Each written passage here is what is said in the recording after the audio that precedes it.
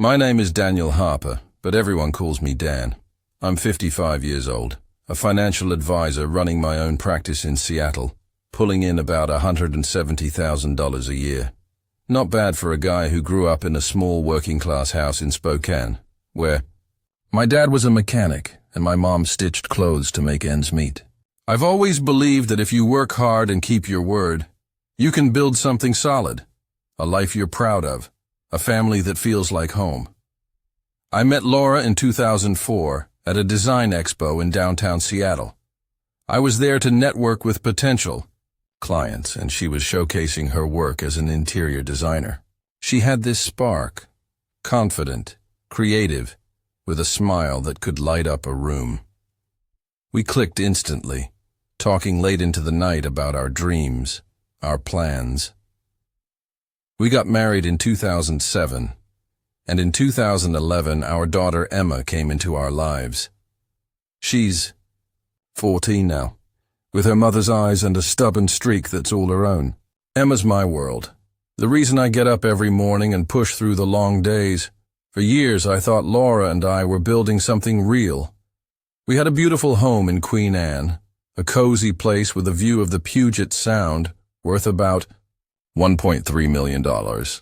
I'd spend my days meeting clients, crunching numbers, planning for their futures, while Laura worked part-time, designing sleek condos and boutique offices, bringing in maybe $50,000 a year. We weren't perfect, but we were a team, or so I thought. Looking back, I wonder how I missed the signs. How do you spend nearly 2 decades with someone, share a child, a home, a life, and not see the moment they start to slip away? I thought we were solid, that our family was the kind of thing you see in those old Thanksgiving commercials, laughing around a table, passing the mashed potatoes, grateful for each other. But by the fall of 2024, something changed. Laura changed. And on Thanksgiving, in front of our entire family, she turned my world upside down. How does a man who spent his life planning for the future prepare for the moment his wife hands him divorce papers in the middle of a holiday dinner? How does he keep from breaking when everything he's built is on the line? I'll tell you this, I didn't break. Because while Laura thought she was pulling the rug out from under me, I was already 3 steps ahead, planning in silence for what was coming. If you're the kind of person who loves stories of justice, of quiet strength winning out over betrayal, stick around. Like this video, hit that subscribe button, and let's dive into what happened. Because this story is one you won't forget. It started in the spring of 2024, just as the cherry blossoms were blooming along the streets of Seattle. I'd come home from a long day meeting clients, my briefcase stuffed with spreadsheets, expecting Laura to be there with Emma, maybe cooking dinner or helping with homework. But more and more, the house was quiet when I walked in. Laura would be out, her car gone from the driveway, and Emma would be upstairs, earbuds in, doing her algebra or sketching for her art class. "Where's Mom?" I'd ask. Emma would shrug, barely looking up. She said she had a client meeting, I don't know.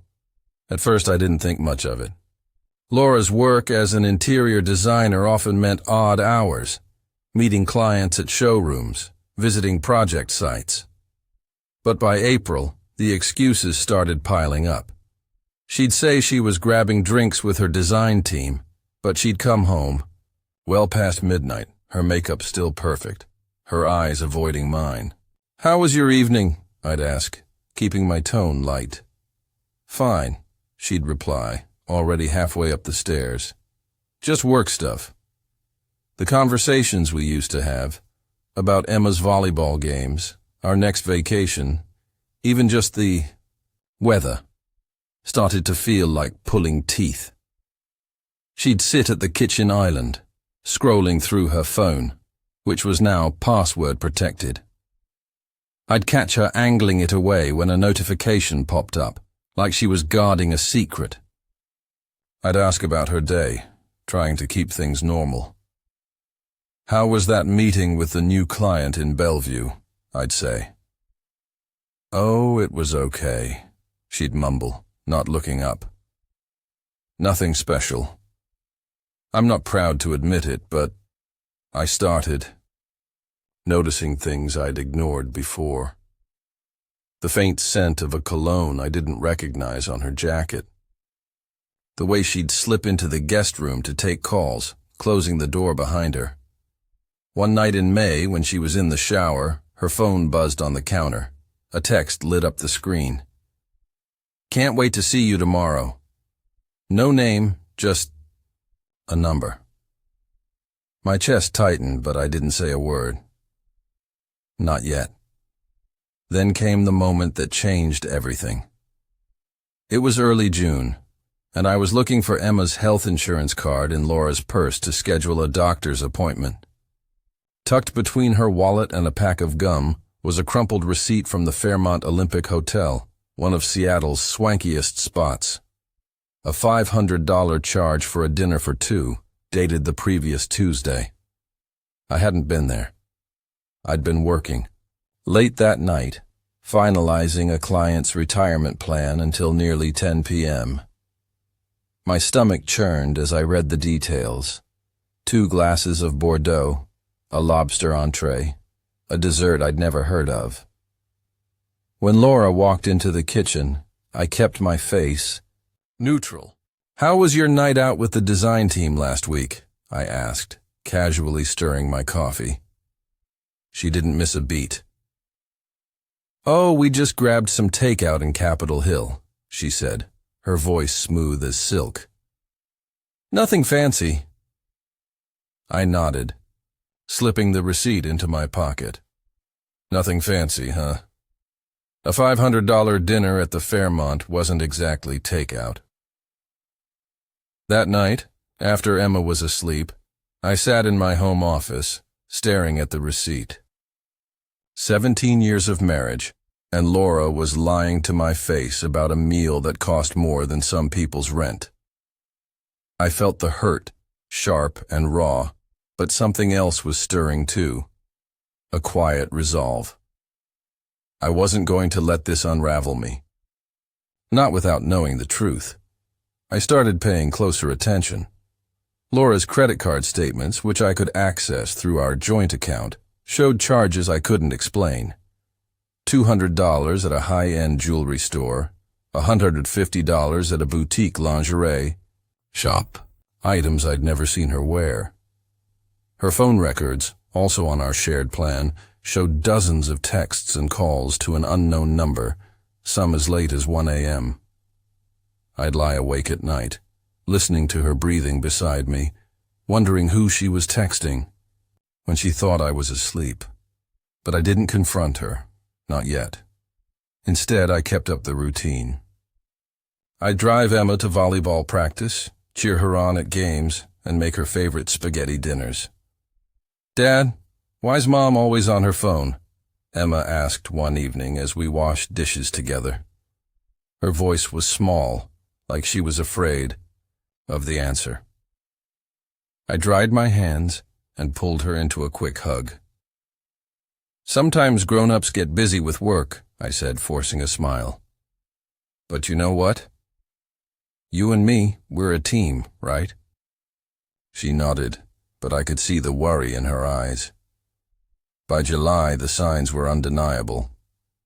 Laura was slipping away, and I needed to know why.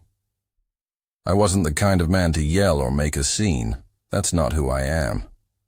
I'm a planner, a problem solver. If Laura was hiding something, I'd find out. And if she was planning to hurt our family, I'd be ready. So I made a call. Not to Laura, but to someone who could help me see the bigger picture. Because what I found out next wasn't just about a few late nights or a fancy dinner. It was about a betrayal so deep it would change everything I thought I knew about the woman I'd loved for nearly 2 decades. If you're hooked on this story of secrets and quiet strength, hit that like button and subscribe to the channel.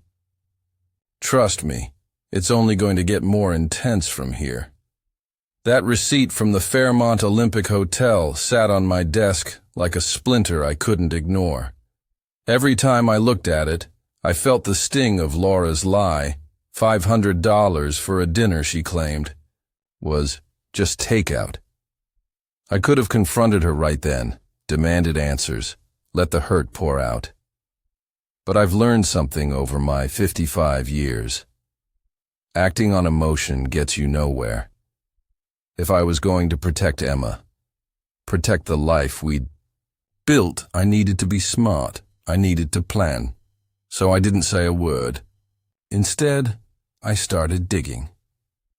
The next morning, while Laura was out on one of her client meetings, I called Stephen Chen, my old college buddy, who now runs a family law practice in downtown Seattle. Stephen and I go way back, late-night study, sessions at the University of Washington, splitting cheap pizzas and dreaming about our futures. He's the kind of guy who cuts through the noise with clear advice. I closed my office door, lowered my voice, and said, "Stephen, I need your help. Hypothetically, what does someone do if they think their spouse is cheating?" Stephen didn't miss a beat. "Document everything, Dan," he said. "Dates, times, receipts, changes in behavior. Don't confront her until you've got a full picture. And get your finances in order, separate accounts, secure your assets, protect Emma's future. If this goes south, you'll want to be ready." His words hit like a bucket of cold water. Ready. That's what I had to be. I spent the next few weeks moving carefully, like a man walking through a minefield. First, I pulled our bank statements from our joint account. What I found made my jaw clench. $3,000 transferred to a company called Pacific Crest Properties, a name I'd never heard of. Then another $2,500 the following week. Laura had always handled her own projects, but these weren't her usual client payments. They felt wrong, like pieces of a puzzle I hadn't yet solved. I printed the statements and tucked them into a locked drawer in my office. Next, I checked our shared Verizon account.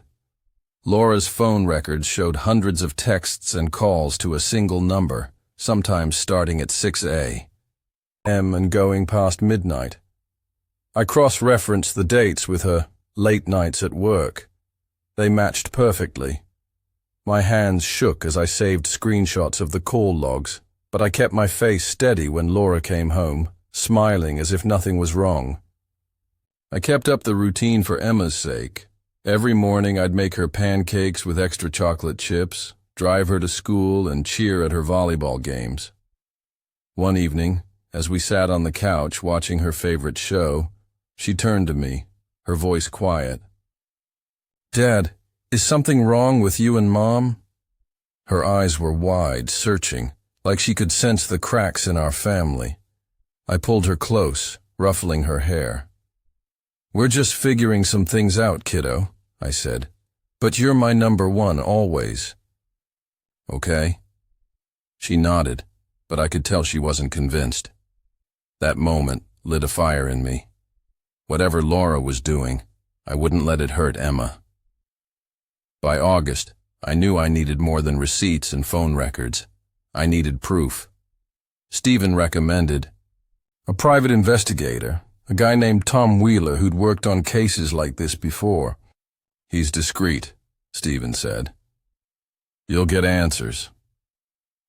I met Tom at a coffee shop in Pike Place Market, away from prying eyes. I handed him the receipt, the bank statements, the phone logs. "Find out what's going on," I told him. "I need to know who she's seeing and why." Within a week, Tom emailed me a report that felt like a punch to the gut. Photos of Laura leaving a high-end restaurant in Belltown with a man I didn't recognize. He was tall, slick, wearing a tailored suit, his arm around her waist.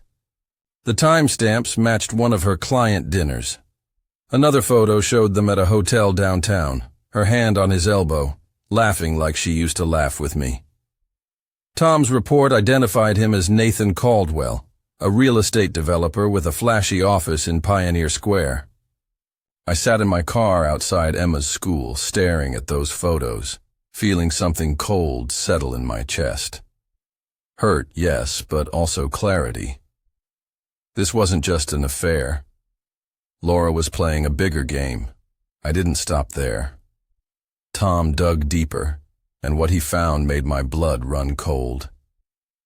Pacific Crest Properties, the company Laura had been transferring money to, was registered under Nathan's name.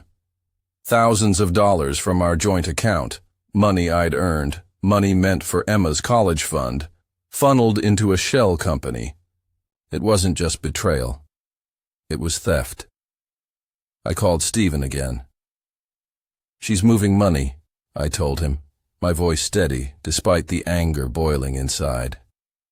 "What do I do?" Stephen was calm but firm. "We lock it down, Dan. Set up a trust for the house and your investments. Make sure Emma's future is untouchable. And keep gathering evidence. If Laura's planning something, we'll be ready." Over the next month, I worked with Stephen to build a fortress around what mattered most. I transferred our Queen Anne home, worth $1, $3 million, into a family trust for Emma's benefit. My investment accounts, my 401k, my life insurance policies, all restructured to ensure Laura couldn't touch them. I opened a separate bank account and moved my personal savings, leaving just enough in our joint account to avoid suspicion. Every step was legal, documented, and airtight, thanks to Stephen's guidance. Through it all, I kept up the act. I'd cook dinner, ask Laura about her day, even laugh at her stories about clients. Inside, I was calculating, watching, waiting. I'd tuck Emma into bed, read her a chapter from her favorite fantasy novel, and promise her everything would be okay. But as the leaves turned gold and Thanksgiving approached, I knew the truth was coming. Laura thought she held all the cards, but I was building a hand she'd never see coming. If you're caught up in this story of secrets and strategy, hit that like button and subscribe. Things are about to get real, and you won't want to miss what happens next. Thanksgiving 2024 came with the kind of crisp Seattle air that makes you grateful for a warm house and a full table. Our Queen Anne home was buzzing with family. My parents up from Spokane, Laura's sister and her kids from Portland, my cousin Mark and his wife from Tacoma. The smell of roasted turkey and pumpkin pie filled the air, and Emma was running around, with her cousins, her laughter echoing through the living room. For a moment it felt like the old days, when Laura and I would host these big holiday gatherings, clinking glasses and sharing stories. But beneath the surface, I was on edge, waiting for the storm I knew was coming.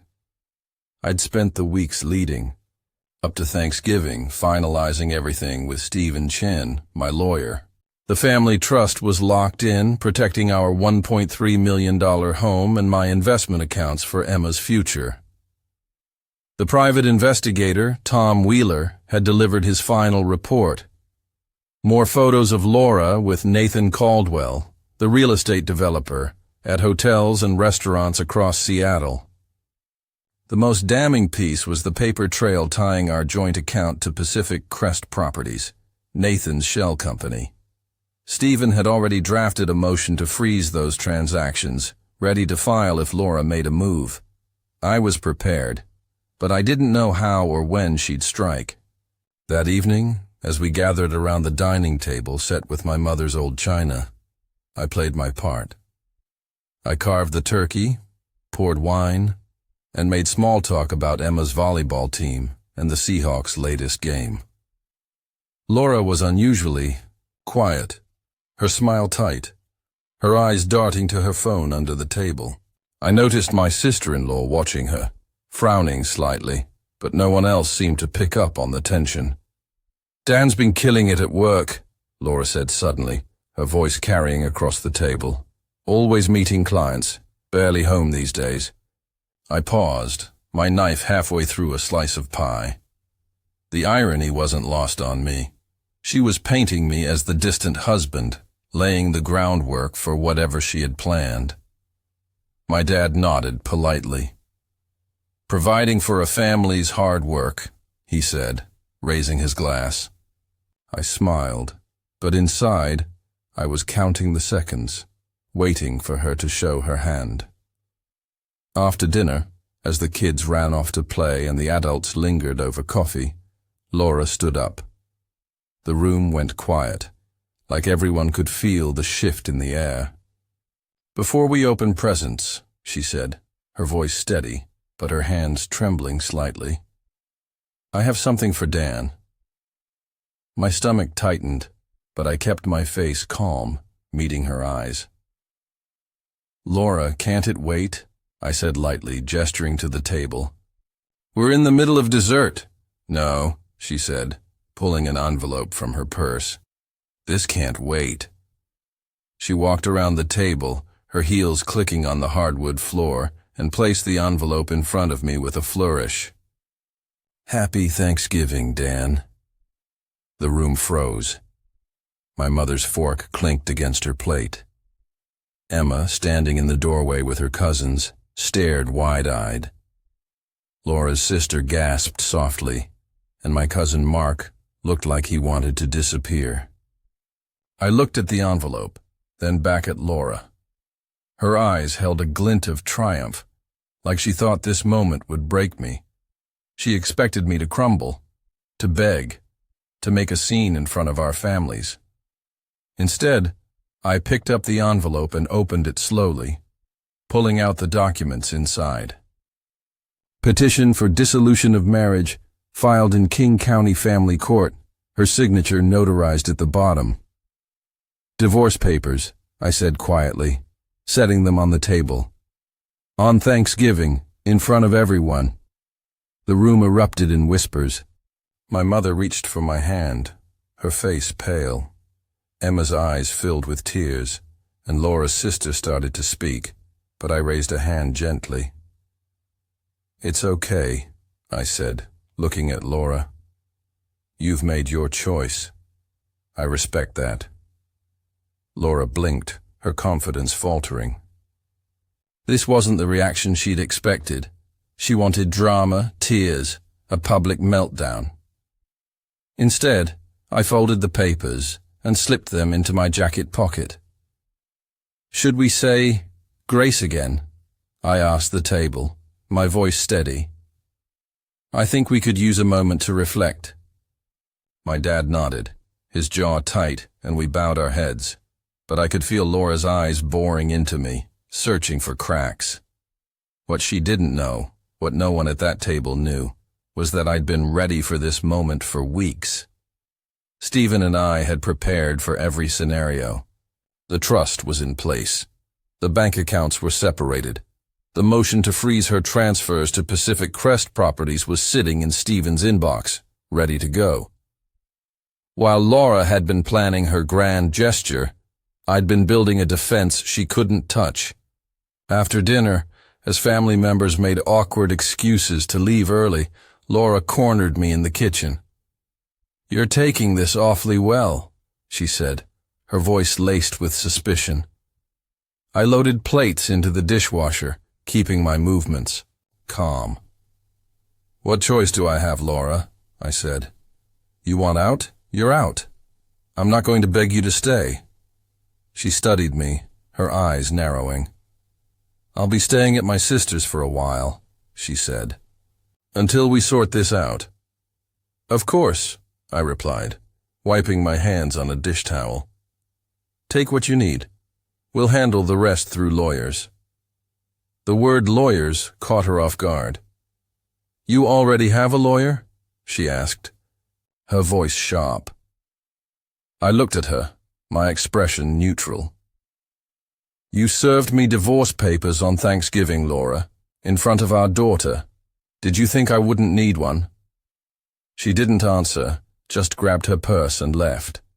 That night, after Emma was asleep, I sat in my office with a glass of bourbon, the divorce papers on my desk. I opened Tom's final report again. Nathan Caldwell wasn't just Laura's fling. He was a player in a bigger scheme. Pacific Crest. Properties had received over $50,000 from our joint account in the past 6 months, disguised as consulting fees. Tom's digging revealed the company was a front, with no real assets or projects, just a bank account tied to Nathan. Laura wasn't just cheating, she was trying to siphon off our family's money before walking away.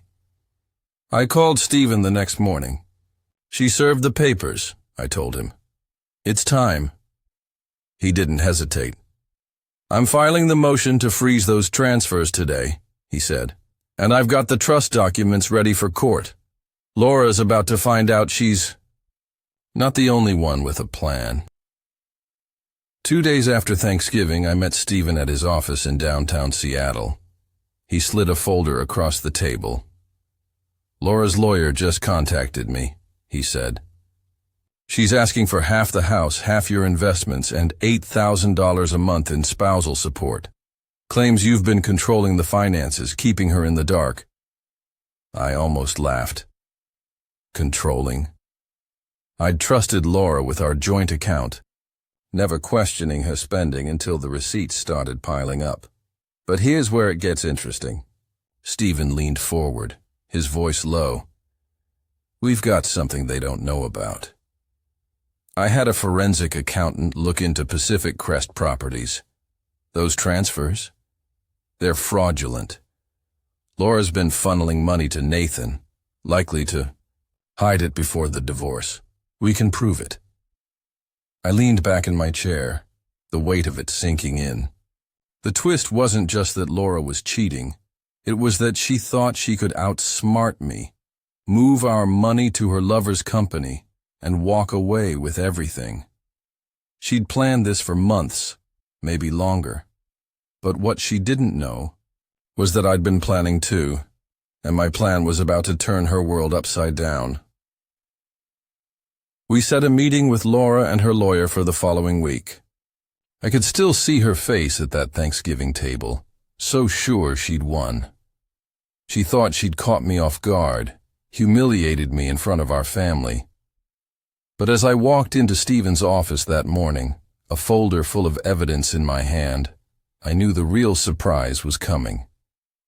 Laura was about to learn what happens when you underestimate a man who's spent his life planning for the people he loves. If this story's got you on the edge of your seat, smash that like button and subscribe to the channel. The showdowns. Coming, and you won't believe how it unfolds. The week after Thanksgiving felt like a strange limbo.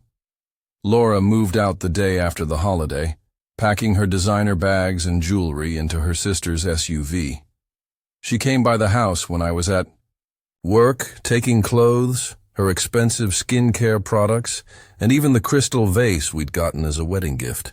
I knew exactly what she took. I'd installed a Ring doorbell camera the morning after her Thanksgiving stunt. The footage showed her loading boxes, her face tense, no trace of the triumph she'd worn at the dinner table. Emma noticed the change. Most. "Where's Mom staying?" she asked one morning over breakfast, her spoon stirring cereal she hadn't touched. I hated lying to her, but I kept it simple. "She's with Aunt Karen for a bit," I said, pouring her orange juice. "You'll see her soon, kiddo." What I didn't tell Emma was that Laura hadn't asked to take her with her. No calls to check on her, no requests for a weekend visit. She'd left behind Emma's volleyball trophy, the watercolor painting Emma made for her last Mother's Day, every trace of being a mom. It broke my heart, but it also told me everything I needed to know about Laura's priorities. On December 2nd, Stephen Chen called me during lunch. "Dan, we need to meet," he said, his voice urgent. "Laura's lawyer just filed some aggressive motions." I met him that afternoon at his office, the Seattle skyline gray and misty through the windows. He slid a folder across the table. She's claiming you hid assets, he said. Wants half the house, half your investments, and $8,000 a month in spousal support. Says you kept her financially dependent, sidelined her career for the marriage. I scanned the documents, my jaw tight. Laura's lawyer had painted me as a controlling husband, hoarding wealth while she sacrificed her potential. It was a lie, so bold it almost made me laugh. $8,000 a month? I said, shaking my head. That's $96,000 a year. She made $50,000 working part-time, spent thousands on clothes and dinners I never saw. Stephen nodded. And she wants the house for Emma's stability, he added. But we've got her on the ropes. The meeting with Laura and her lawyer was set for December 5th at Stephen's office. I walked in with a folder of my own, my face calm, but my heart pounding. Laura sat across from me, her hair perfectly styled, wearing a new coat that screamed, money. Her lawyer, a woman named Catherine Brooks, specialized in high-asset divorces. She radiated confidence, like she thought this was a done deal. Dan, Laura said, her voice syrupy sweet. I'm glad we can handle this civilly for Emma's sake. Of course, I said, leaning back in my chair. For Emma. Catherine opened her briefcase, pulling out a stack of papers. We're prepared to be reasonable, she said. Mrs. Harper will accept a $1.5 million lump sum, the house, and no spousal support. A fair deal, considering your wealth. I nodded, letting her words hang in the air. That's generous, I said, my tone even. Problem is I don't have $1.5 million to give. Laura's smile faltered. Don't be ridiculous, Dan, she said. Your practice, the house, your investments, you're worth millions. Stephen slid a folder across the table. Mr. Harper's financial disclosure is complete, he said. His net worth is approximately $80,000. His car, checking account, personal belongings. The house and investments are held in a trust for Emma, established in 2022 for estate planning. Mrs. Harper has no claim to them. Laura's face drained of color. Since when? She demanded. Since I found the Fairmont receipt in your purse, I said quietly. Right around the time I noticed $50,000 disappearing into Pacific Crest Properties.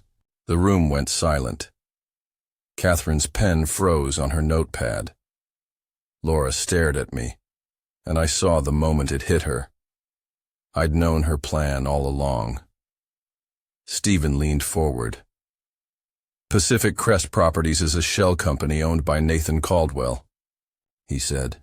We have bank records, transfer receipts, and a forensic accountant's report showing Mrs. Harper funneled marital funds to Mr. Caldwell's account, likely to hide assets before this divorce. We've filed a motion to freeze those transactions, and the court's reviewing it now. Catherine tried to recover. You can't just transfer assets to avoid a settlement, she said, but her voice wavered. Stephen smiled. The trust was created 2 years ago, long before any marital issues. It's legally airtight. Mrs. Harper can challenge it, but she'll need to explain those transfers in court.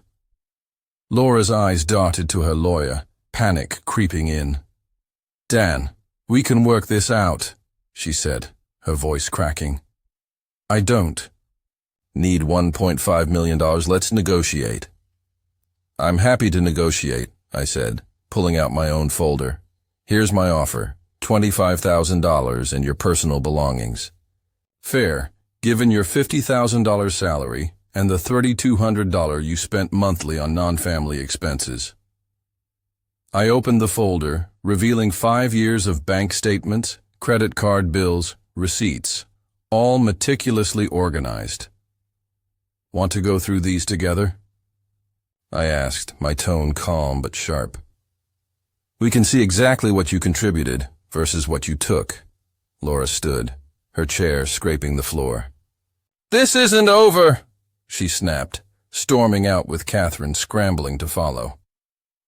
Stephen closed the door behind them and turned to me. "How do you feel?" he asked. I exhaled, the weight of months lifting slightly. "Like I've been preparing for this my whole life," I said. She thought I was weak because I was quiet. She was wrong. The custody hearing came on January 15th, 2025. Laura's lawyer tried a last-ditch effort, claiming I'd manipulated the situation to cut her out of Emma's life. But the judge, a no-nonsense woman named Ellen Rivera, saw through it. She reviewed the evidence. Laura's abandonment of the home, her failure to request visitation, the photos of her with Nathan, the fraudulent transfers to Pacific Crest. "Mrs. Harper," Judge Rivera said, peering over her glasses, "you filed for divorce on Thanksgiving in front of your daughter and made no effort to maintain contact since. Can you explain this?" Laura dabbed at her eyes with a tissue. "I was overwhelmed, Your Honor," she said. "I love Emma. I want to be in her life." But the judge wasn't buying it. She awarded me primary custody, with Laura getting supervised. Visitation every other Sunday for 4 hours. Child support was set at $800 a month, based on her income. As we left the courthouse, Laura grabbed my arm. "Dan, this isn't you," she said, her voice desperate. "You're not cruel." I looked at her, really looked at her, for the first time in months. She looked tired, hollow, the confidence gone. "I'm not cruel," I said. "I'm protective. There's a difference." A week later, Tom, the investigator, called with an update. Nathan had cut ties with Laura when he learned she wouldn't get a dime from the divorce. She'd moved back to her sister's one-bedroom apartment in Portland, working full-time at a design firm. I didn't feel joy at her downfall, just exhaustion. The anger, the planning, the constant defense. It had taken its toll. Emma deserved better than parents fighting through lawyers and courtrooms. By spring 2025, Emma and I had settled into a new rhythm. Sunday mornings meant banana bread baking in the kitchen, her laughter filling the house as we argued over how many chocolate chips to add. Afternoons were for volleyball games or walks along the Puget Sound, watching her grow into a young woman with dreams bigger than I could have imagined. She still saw Laura during her supervised visits, and I could see the love in her eyes when she talked about her mom, but the questions about "where's Mom" came less often now. I started dating again, nothing serious, just coffee dates, a dinner here and there. It felt strange at first, being open about my life, my priorities, my daughter, but it was freeing too. No secrets, no hidden receipts, just honesty. One evening in April, as Emma built a model rocket for her science class, I watched her, marveling at how resilient she was. Kids have a way of bouncing back, of finding joy in the smallest things, even after everything we'd been through. Laura's Thanksgiving stunt was meant to break me, to humiliate me in front of the people I loved. Instead, it freed me from a marriage built on lies. I didn't need to yell or fight dirty. I used the law, patience, and a clear head to protect what mattered most: Emma's future, our home, the life we'd built. The greatest justice wasn't revenge. It was refusing to let betrayal define me. It was choosing to be the father Emma deserved, to live with integrity, to show her that no matter what life throws at you, you can stand tall and keep moving forward. Sometimes, I think about what I'd say to Laura if we could talk, really talk. I'd tell her life's too short for games, for secrets, for chasing things that don't last. I'd tell her the real wealth isn't in bank accounts or fancy dinners. It's in the moments you share with the people you love. like baking banana bread with your daughter on a Sunday morning. That's the kind of riches no one can take away. If this story moved you, hit that like button and leave a comment letting me know what you think. Subscribe and tap the bell so you don't miss the next one. Thanks for listening, and I'll see you soon.